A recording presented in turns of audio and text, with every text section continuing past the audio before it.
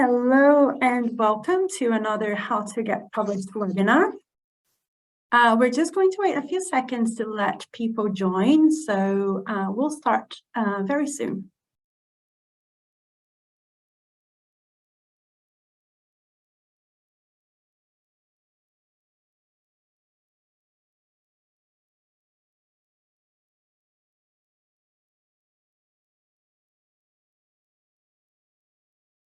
All right, I think we are ready to start. So again, thank you for joining us today. We are going to be looking into how to write a cover letter as part of our How to Get Published webinar series. I'm going to introduce our team of speakers today. I'm going to start with Jessica Offenberger, formerly Lipowski, who is a publishing editor on the Sage Journal's editorial team. She works closely with editors and societies to help navigate the publishing process and develop key strategies. Next, we have Dawn A. Rowe, who is the Quillen Chair of Excellence in Teaching and Learning in Claremont College and professor in the Department of Educational Foundations and Special Education at East Tennessee State University. Her research and scholarship are focused on three main areas of research: evidence-based practices and predictors of post-school success for students with disabilities, life skills interventions, and professional development. She has over 20 years experience working in the adult service system and as a teacher and transition specialist for youth with disabilities in the public school system. Dr. Rowe serves as the academic editor for the Council for Exceptional Children's Research to Practice Journal, Teaching Exceptional Children. Dr. Rowe's publications have focused on transition assessment, transition skills instruction for low incidence disabilities, and family engagement. Next, we have Nick Jakubowicz, who is professor of oral microbiology at Newcastle University, UK, and editor-in-chief of the Journal of Dental Research. His postdoctoral work moved him into the field of oral microbiology, first at the University of Bristol, UK, and then the National Institute of Dental and Craniofacial Research in the US.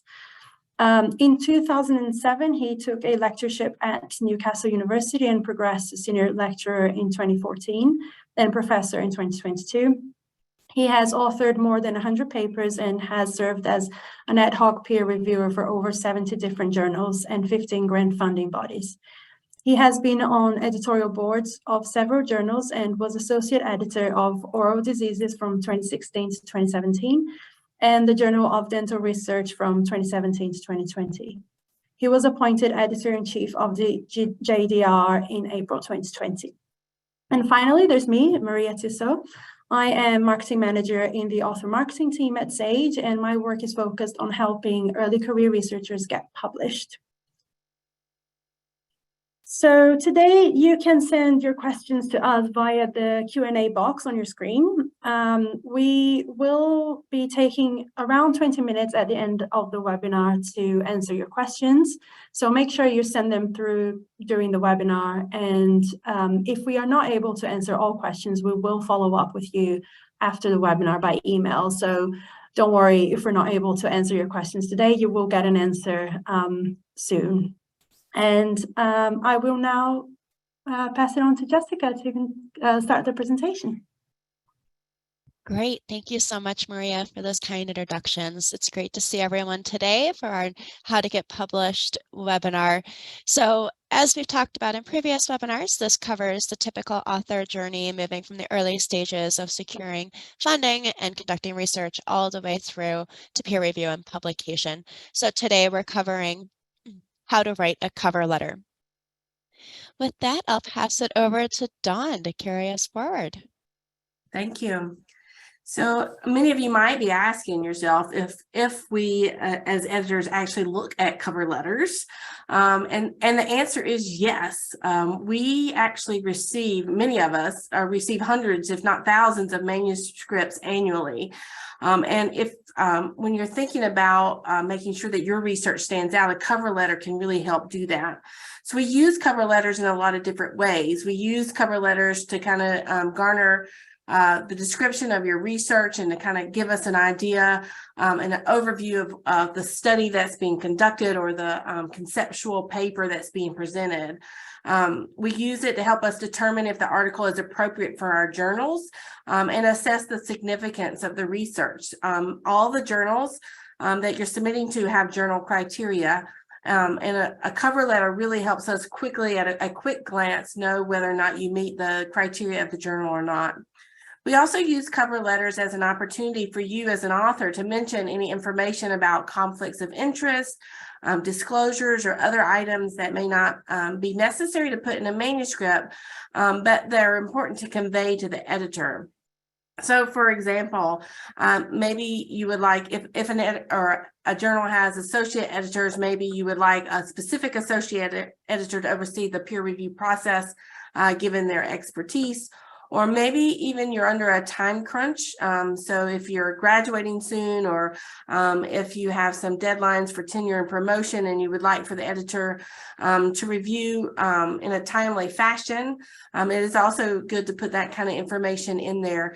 Although we do have some particular time frames for the peer review process, sometimes we can push them forward a little faster than others depending on the availability of reviewers. So any kind of information like that is really helpful for us to have in a cover letter. So with your cover letter, again, you want to take an opportunity to describe why your manuscript is important and will be important to the readers of the journal that you're submitting to. It's going to show that you understand the aim and the scope of the journal. Again, going back to the requirements of the journal, you want to make sure you've read them ahead of time. And in your cover letter, really to help you stand out, it makes us as editors, we're able to understand whether or not you understand the aims and scopes. It also helps you understand the contributions to the field and the potential contribution your manuscript will have to the field. So again, that quick little blurb in your cover letter gives us a lot of information. So you want to give one or two of the most important insights or outcomes of the manuscript. It is helpful for the editors to see what the authors are thinking, or what they think is the intended contributions of the manuscript. And most important is to illustrate how the manuscript fits within the journal's scope and aims, or the domain. Often, authors will reproduce the abstract in their cover letter, but we do recommend that you actually go beyond that because we have your abstracts already. So we want something in addition. So not just this. Plus, abstracts are sometimes generally too long for a cover letter, but a strong cover letter is going to address the editor directly, and it's going to explain why your article is the right fit for the journal. So again, it's broader than the abstract. The abstract just tells you what the article is going to be about and some of the key findings. And this is an opportunity for you to really explain to the editor how your manuscript fits within that scope and aims. I do caution not to exaggerate the importance of the topic, keep it simple. That's always a really important piece to the puzzle. Now, you may ask if a cover letter is required, and do you really need one at all? I will say that not all journals require a cover letter. If it's not required, you don't need to create a cover letter, but cover letters do provide some extra insight as an editor, and it's something we would recommend you crafting if you can. So even if it's not required, it is a good practice to again help the editor understand how your article fits within the scope of their journal. If a cover letter is required, you might need to put a bit more work into your manuscript submission before you hit send. So make sure that you craft your cover letter really carefully. You want to make sure it's short. You want to make sure it's to the point, and make sure it highlights the relevant features of your paper. So a cover letter is a great opportunity to tell the editor why they should consider your paper. You can write it in lay terms to make your point. Do not simply repeat your abstract again. This can go a long way. So if the contributions made by the paper is crystal clear, again really helps the editor understand the fit for the journal, but also guides us in determining what reviewers would be an appropriate fit for it. It is completely a completely separate document from your main manuscript file, so make sure that you're reading the author guidelines to see if there are any specifics that you might need to include, like, for example, conflict of interest or any funding disclosures. You want to disclose prior to any submission or presentation, such as a conference. So perhaps you may need to start with whether the institutional review board approval was sought. If that's not applicable, it could or could not be applicable for human subjects or animal studies. You want to make sure your cover letter doesn't really exceed 1 page. Again, keeping it brief, keeping it simple, but making sure that you've included all the details that you need, including your contact information, either the contact information of the corresponding author or whoever's writing that cover letter. You may also consider putting other authors' contact information in there just as an FYI, again, because it will help identifying conflicts of interest and identifying potential reviewers. If you have available to you, make sure you put a cover letter on your institutional or organizational letterhead. Again, that's again important.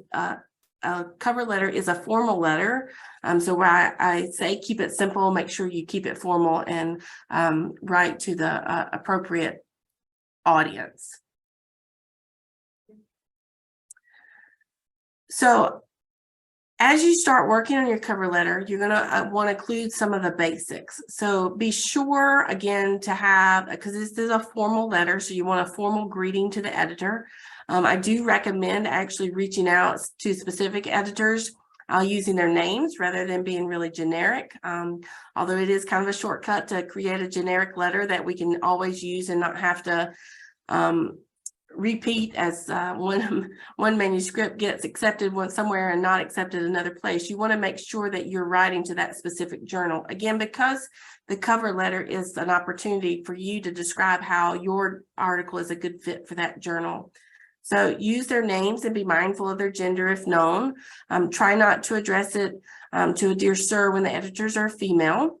And if you're unsure of the editor's gender, just use more general salutations like to whom it may concern or dear editor-in-chief and their title. Or again, if you know their names, just use their names.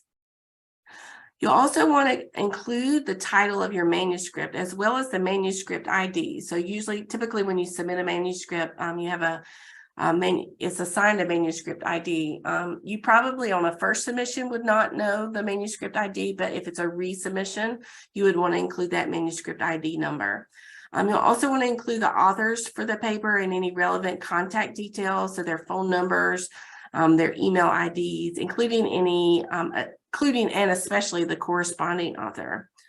You'll also want to restate the journal name to which you're submitting to your manuscript. Again, this lets the editors know that you've read the reviewer guidelines and that you're familiar with the aim and scope. It'll also show the editor that you're eager to submit to that journal and have read all that information and understand the relevance of the manuscript to the journal.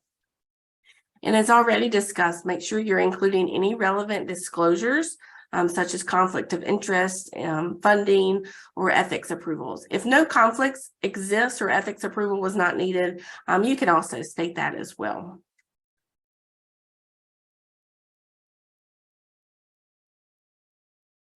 Yeah, I could just add, sorry, I was just going to add to that a couple of things that, as you say, if you are submitting to one journal and then your paper is maybe rejected and you go to another journal, you have to be really careful to tune the cover letter to the journal. So I just wanted to really emphasize that point. Also, with some of the information in these cover letters, some journals allow you to copy text into the website that you're submitting the journal, if that's Scholar One or some other system that you use. And in that case, you may not need to repeat the text in the cover letter, and it is really important to keep that cover letter concise. So I just wanted to add those couple of things before you move on. Thank you, Nick. Absolutely. Those are great points and something that we cannot emphasize enough. I encourage also, if you haven't already, to watch the webinar on how to select a journal, thinking about the right home. And of course, that will tie into this cover letter and have you really taken the time to do your homework and pick the best home and journal for your research. We wanted to provide a few examples here. So before I turn it over to Nick to go through a template and what might be included, I wanted to provide some author disclosures and what might be included on the cover letter. Author disclosures can include something like all authors have read and approved the manuscript. No conflict of interest exists in the submission of this manuscript. It's important to state that. A lot of times we think about declaring the conflict of interest, but not if no conflict of interest exists. So it's also important to state that on both sides. In order to assess that the article is original, you might have something stated like the work described is original research that has not been published previously, nor is under consideration for publication elsewhere in whole or in part. This is often something journals will require or ask, and you may not have the best place to put it in your manuscript directly, so the cover letter is often a good home for that. You can also disclose whether or not it's been presented at a conference, as well as if it's been posted to a preprint server. You could also include other statements such as all authors have read and understood your journal's policies, and we believe that neither the manuscript nor the study violates any of these. You might have something about obtaining IRB approval, Institutional Review Board approval of XYZ University. Cover letters are not passed along to peer reviewers, so if you're concerned about anonymization for that peer review process, the cover letter is a good place to disclose that. Perhaps the article was invited. It was an invited contribution by the editor or one of the section editors. So the cover letter is also a great time to acknowledge this. For example, this is an invited contribution to the special collection of X, Y, and Z, and I was invited by guest editor, Dr. So-and-so. If it's an open access journal, you might be eligible for some kind of article processing charge discount in that case, and you could make note of that. This will all be outlined very clearly in the author guidelines, so we encourage you to follow those and read the submission guidelines there. That's right. Some journals might actually almost give you wording that they want you to put in the cover letter, and the reason for that is just so that you can't then say, well, I didn't know about this, because you've written it in the cover letter. So that's why we do it, of course, but it's very important that you follow it. So this is a sort of template letter. As was mentioned earlier, it's important to make it neat and put it on headed paper and include your address and possibly others' addresses. I would say this is probably about as long as you would ever want a cover letter. Part of the purpose is to give the editor a really quick, short overview of your paper so that they can quickly understand whether or not it's likely to be a good fit for the journal. And obviously your job is to make the case that it is going to be a good fit for the journal. So if possible, try to address it to a specific editor, as has been mentioned already. And you can give a very brief introduction. It's important that you highlight the name of the paper, so that should certainly be in there. You might want to list your co-authors, but that may not be necessary if you're submitting that information elsewhere on the Scholar One website, as I say. And then talking about the study details, this is a really key part that the editor is going to read and pick up on.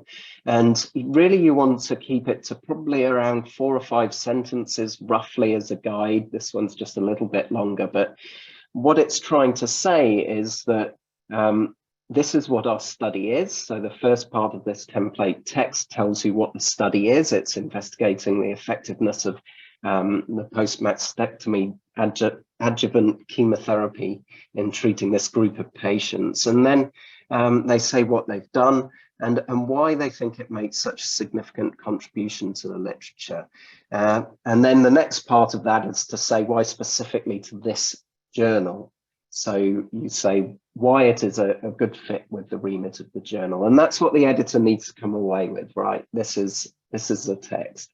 Those disclosures are often, as I say, wording that's almost given to you, but you may want to put in specific wording for these disclosures.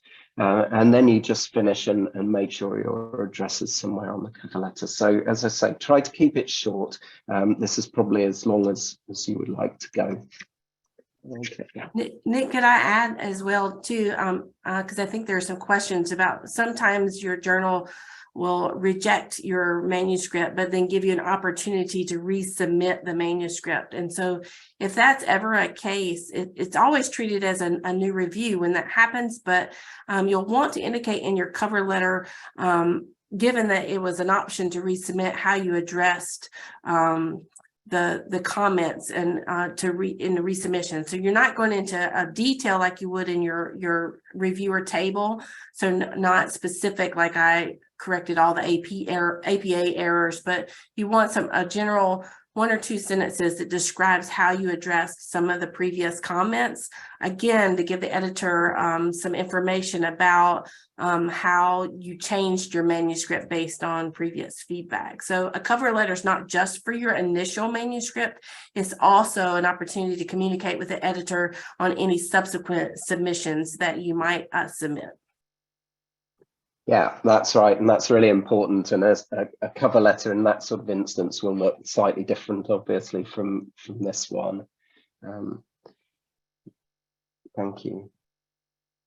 Okay, so what's the difference between a title page and a cover letter? Well, as hopefully you've picked up, they're very different things. So a cover letter is really designed, certainly at the original submission, a cover letter will be designed to give the editor a quick flavor of the paper and why it's so useful and such a good fit for your journal, and why it's novel and will make a high impact and all these kind of things. A title page, on the other hand, is there just for the basic information, and that should come at the start of your manuscript and give the title. If the review process is not double anonymized, so if the reviewers are being given author information, then you include that on the title page. But do be careful if the journal specifically doesn't want that information, you may need to leave it out. But you'll put keywords and the really basic information, contact information, and relevant disclosures go on the title page as well. But they are serving very different purposes.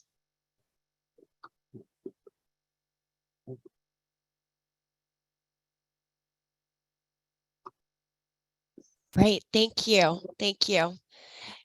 As you're getting ready to submit your manuscript, make sure you have all of your manuscript files ready to go, including that cover letter, if applicable. Read those author guidelines, it will say quite clearly if a journal does require that.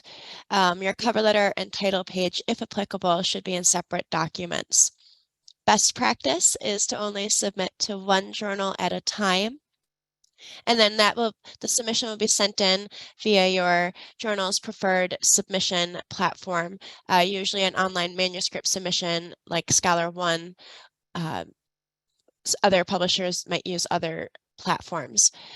And then once you're ready to go, you'll be following the steps outlined in the platform. As Nick and Dawn have been mentioning, if you do end up submitting to another journal in the future, maybe because of a rejection from a previous journal, Again, making sure that you're only submitting one at a time. Make sure that cover letter is updated and personalized for the journal you are submitting to. And this includes double checking that the correct editor and journal name are included. Many will just re-upload a document and not tailor it to the journal. We've seen it time and time again. So be sure to make those appropriate edits. It really is appreciated and noticed by the editor. Also, be sure to check where that file should be uploaded in the submission platform. Oftentimes, we'll see the cover letter is uploaded in the wrong space, and then it gets attached to the manuscript and cannot go out for peer review because it's no longer anonymous, whether or not the journal adheres to single anonymous or double anonymous peer review. So just encouraging you and reminding you to pay close attention to where you upload the document once you have crafted that.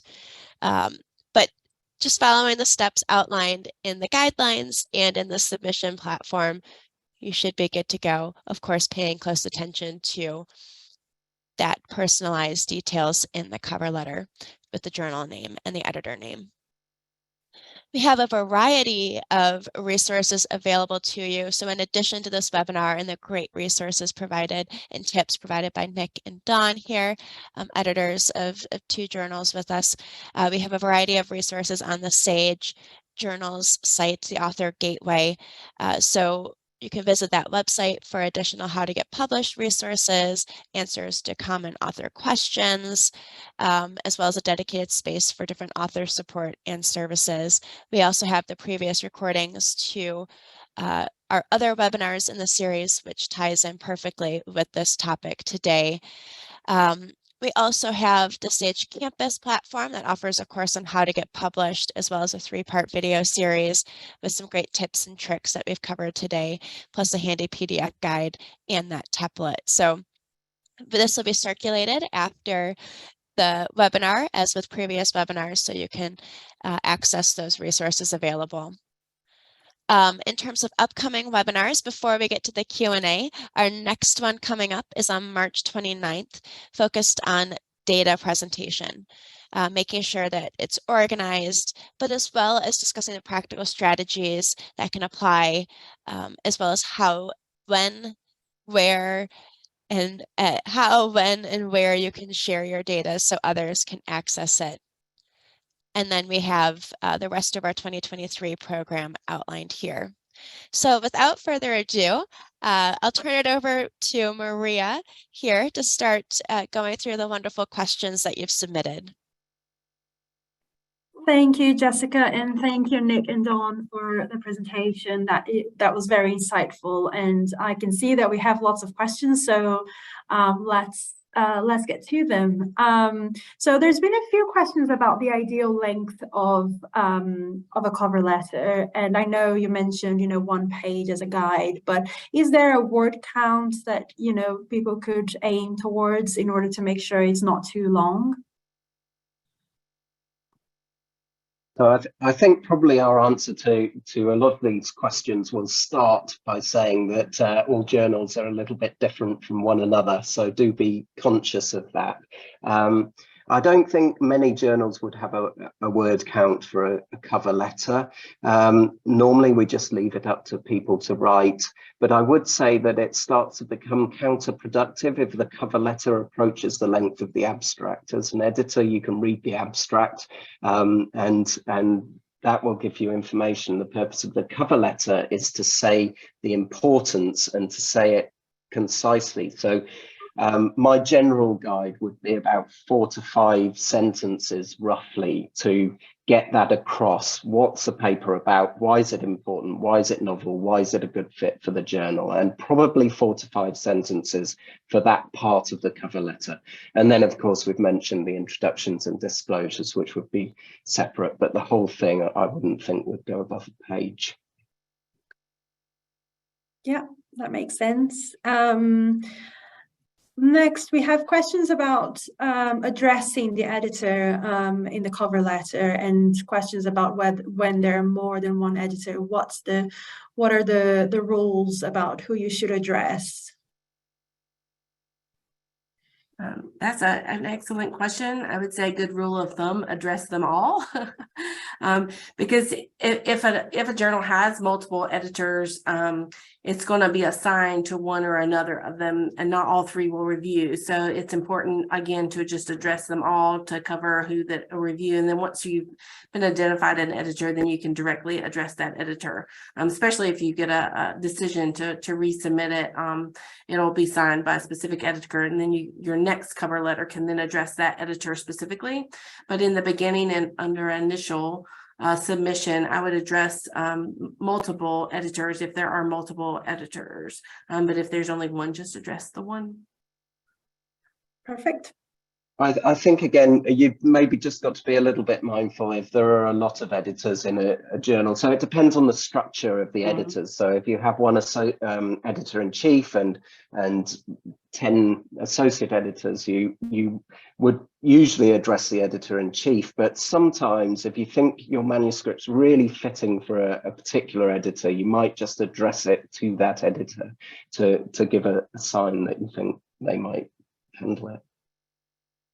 That's true. I would also, I mean, if there are that many editors, because that is a possibility, you may also just say dear editors and keep it generic, but make sure in the introduction and description that you're specific to the journal, again, so that they know that you've read the journal guidelines.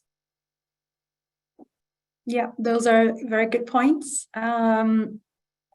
So someone is asking about the formatting of the cover letter and whether it's okay to use bullet points or if it should be kept to paragraphs. Do you have any advice on that? The usual approach is to just write in paragraphs. I wouldn't have a big problem with bullet points, but I think we're just more used to seeing paragraphs. And sometimes some journals allow you to cut and paste the text of the cover letter into the Scholar One system. If that is allowed, I would do that. And as an editor, it's quicker and easier to see that text. So you might not even as an editor actually open up the cover letter file if that happens. But I would encourage people to do that if possible. Yeah, and if you're submitting in the system, typically formatting like bullets will not show up. The system will format them. So paragraphs actually make it easier for that. But I would generally, I think there's not really a preference, and it just depends on the point you're trying to get across. But keep it simple. But again, if you're submitting in the online system or copy and pasting in the system will not keep the formatting, so it might not make sense to do bulleting. So continuing on the theme of formatting, do you have any recommendation in terms of fonts that should be used and sizes? Well, my work is in the disability world, so I would say make sure it's an accessible font and size. So making sure that that you're using a Calibri or some other accessible font, making sure it's not too small, because you never know what abilities your journal editors have, so and what assistive technology they may be utilizing. So just make sure that you're accessible. Worst case scenario, use the guidelines that are indicated in the journal submission guidelines. So the journals usually outline the font and the size in their author guidelines. So just mimic whatever is written there. Thank you. In terms of the content of the cover letter, there are quite a few questions about what you should and shouldn't include. Someone here is asking whether you should include if the research was conducted as part of a PhD research, and whether would a dissertation that is published on a university website be a potential issue?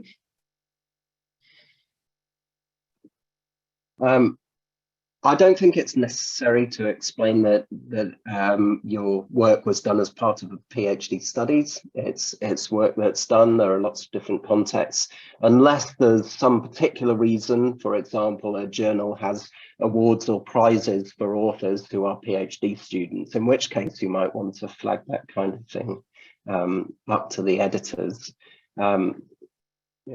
Yeah, what can you just repeat the second point? I was about to address it and I forgot. Of course. The question is, would a dissertation that is published on a university website be a potential issue?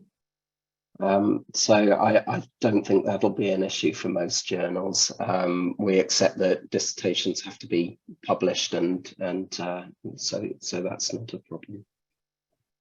And just to chime in from the publisher perspective, when you publish a journal article, you can submit that original version or the accepted version anywhere at any time, at least per Sage policy. Other publishers might have different restrictions, but for Sage journals, you can share that original and accepted version at any time. That final published PDF of your article will have more limitations, but usually, at least for Sage, you're able to use that in your dissertation or your thesis. So regardless, you're covered in that particular context.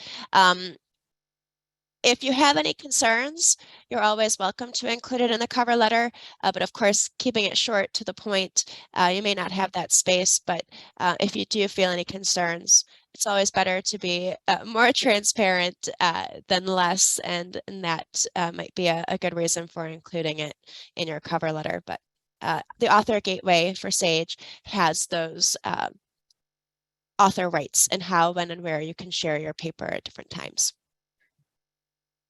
Thank you, Jessica. Someone is asking whether it is essential to give information on whether the text is already being presented at a conference. I know we just talked about it being available elsewhere, but what about a conference? Again, conference presentations shouldn't preclude journal publication. If it is just simply a presentation, as in a talk or a poster, in some branches of science, conference presentations are kind of published, so that might be slightly different. But certainly, if it's a case of a talk or a poster, that shouldn't be a problem. And one other thing you can do if you do have doubts, of course, you can always contact the editor or the journal staff to get a steer on whether or not things are acceptable. Perfect, thank you. In terms of how detailed the cover letter needs to be, is it important to include study dates, places, and participants in the cover letter, or is it, or do we just want more of a broader view of the research in this paper? So I would just reiterate, you do not want to replicate your abstract, and a lot of that information would be included in your abstract. And so the importance of the cover letter is to make sure that the article is a good fit for the journal. So you're really describing how it's furthering the field and how it's contributing to the overall literature base. So you would not include that level of detail in your cover letter because, again, most of it would be found in your abstract or your full manuscript. Thank you. Someone's asking whether it's important to add or appropriate to mention the relevant position or expertise of the authors in order to indicate that the authors are knowledgeable, or what, if they have prestigious positions. Is this an appropriate thing to include in the cover letter? We wouldn't judge any paper based on the prestige or experience of the authors. We judge a paper based on the contents of the paper, so there's no need to put that kind of information in the cover letter. Thank you, Nick. What if your manuscript was rejected by one journal and you are submitting to another one? Should you mention the rejection to the editor of the new journal? I don't think it's necessary to mention a rejection to the new journal, but what you want to make sure is that you have catered your cover letter to the new journal and potentially the manuscript, because each journal has specific guidelines, page limits, formatting issues. And so it's very possible, even if you got rejected for one and you want to submit to another, you have to make revisions anyway based on the author guidelines. So you want to make sure you've done that and then catered your new cover letter to the new journal based on the author guidelines. And some journals are now becoming more flexible with the formats that they'll accept at that first submission. And the reason for that is to reduce the workload on authors if you do get rejected and having to go through that reformatting. But even so, don't forget the cover letter, because even if it's a flexible format and you don't have to do the reformatting, you still have to tune the cover letter. So don't forget that. Thank you both for that. Someone here is asking whether it's ethical to use AI tools to draft a cover letter. So things like ChatGPT. I know this is a very timely discussion, but it's an interesting question to address. Yeah, that is a really interesting question, and it really remains to be seen. And I think everyone from educators to journal publishers are kind of battling with where do we sit in terms of these kind of tools. I don't think for a cover letter, because the purpose, it's not the main manuscript, the purpose is just to get across your science, and we do. ChatGPT can make your English language or your sentences clear and concise and appropriate. So if you use the tool for that, I don't personally see an ethical issue in the cover letter itself. It's not part of the published paper. But one thing I would caution is that if you are using it to tidy up your language, because maybe English isn't your first language or something, then you do still need to be absolutely certain that the text that's generated by this AI tool is actually what you're intending to say and is really what your manuscript is about. So be quite careful with these kind of tools, I would say. Yeah, I would also, again, it might not make a difference for the cover letter, but in your manuscript also with the AI tools, it's potential for plagiarism. So definitely be careful and have some other individuals proofread or use other tools to help capture some of those things, because again, it's not the intent of those tools to do that, but it is possible that it will happen. So just be really careful with using those tools. Just to chime in here, the number one piece here is, again, around transparency, disclosing that you have used a potential AI tool or not, and making sure that you're transparent with that. And so we do have some guidance on that, which we can circulate following this webinar. Thanks. Thank you all for that. There is a question here, sorry, saying, I have seen journals that ask for information concerning divided publications where data from a sample have been published elsewhere.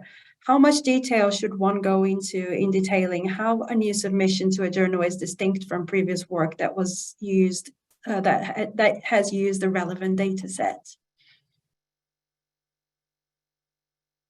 I would say that's an important piece of information to include in your cover letter.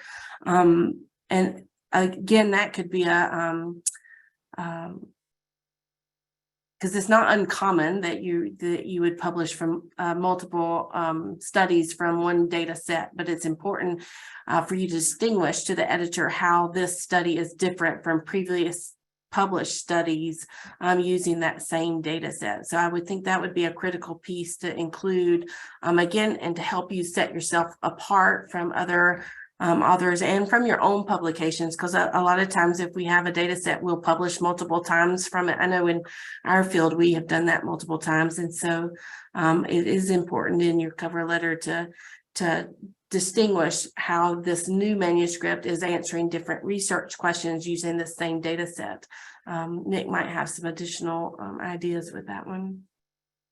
Yeah, I would certainly second that. I think it's really important, and I can just say from experience, we have had issues right down the line where a reviewer has come up and after reviewing a paper, even in fact in one case it was after it had been revised, and then the reviewer spotted that actually it was very similar in structure to a paper that the authors had already published.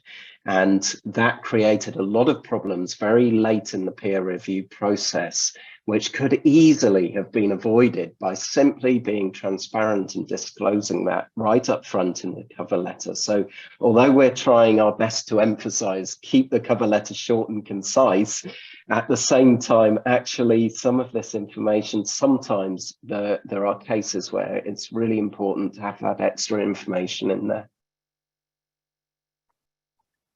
Thank you. There's been a few more questions about formatting and the content. So I know we have gone through those, but I'll ask a few extra. Someone's asking whether they need to mention that they are a PhD student when submitting a cover letter.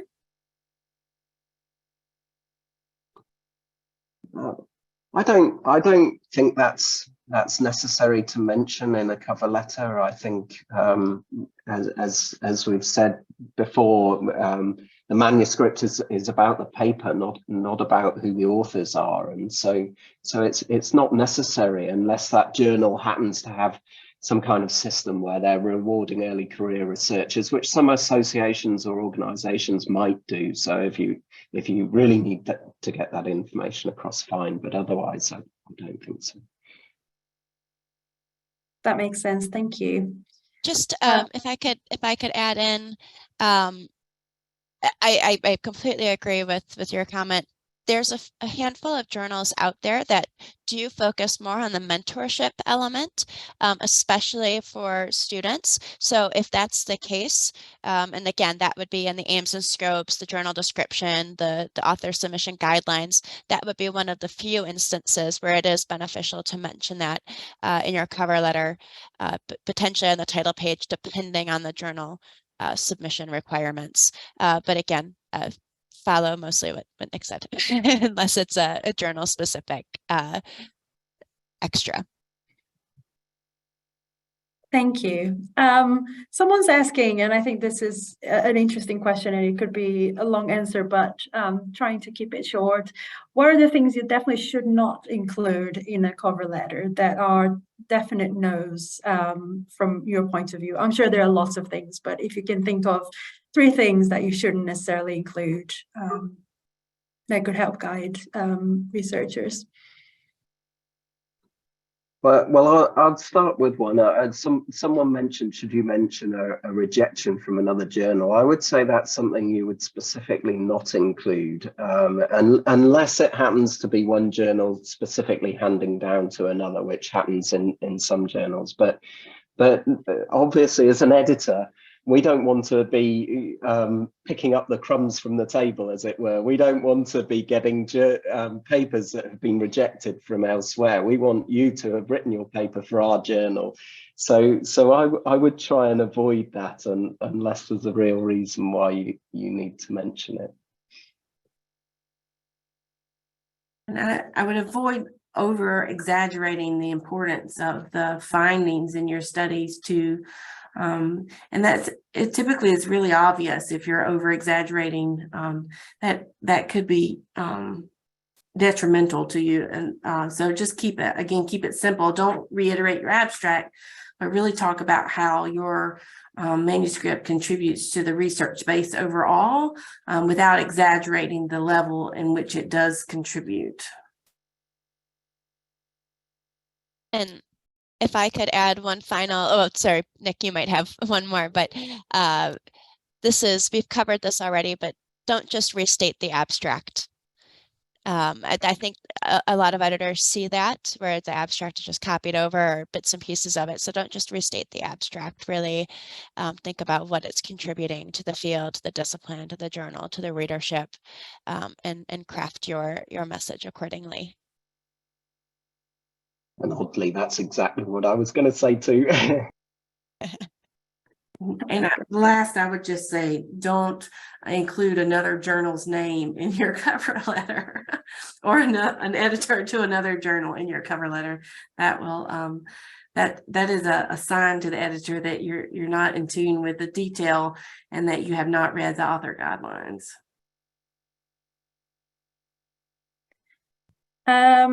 There is a question here that's just come in saying some people note some references from the journal they are submitting their manuscript in the cover letter to show the article relevancy to the scope of the journal. How is this helpful?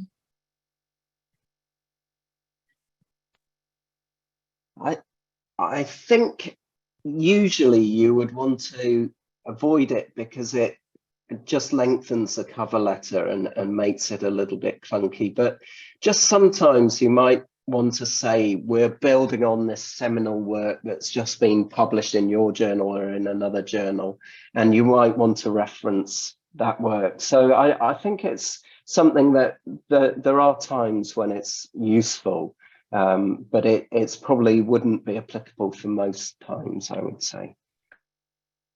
Yeah, I would say probably most applicable in those areas of research that are heavily researched.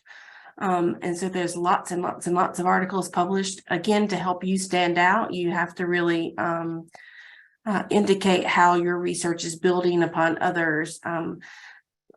There's not a lot of research areas out there, I think, that are researched that extensively, but it is a possibility. So I would say in the instance where you're researching something that has or publishing something that has been, there's a lot been published on and the literature seems to be exhaustive, then that might be appropriate to add a sentence or two. Keep it simple, and to include how you're building on those current, but not submitting like a full-on reference list or anything like that. Thank you. I can see we still have quite a few questions, but I think we might need to follow up on those with you directly after the webinar. There are some questions that we have answered in previous webinars, so we'll point you in the direction of those recordings, and there are some that are still to come. So we will get back to you if we haven't answered your question here today. But I just wanted to thank our speakers today so much for the presentation and for all the advice you've given us. And unless you have any last words, I think we might be able to finish here.